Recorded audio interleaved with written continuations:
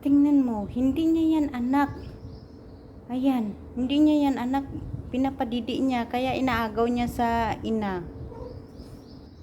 Nagtinginan din. Oh, tingnan mo. Dididi.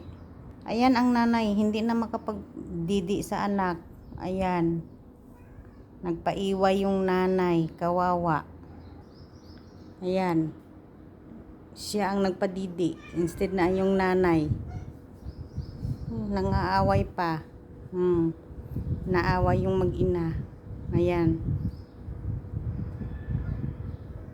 Ba't mo pinapadidi? Hindi naman sa'yo. Balik. Hindi sa'yo yung anak na yan. Buntis ka, oh. Ba't mo pinapadidi? Ba't mo pinapadidi?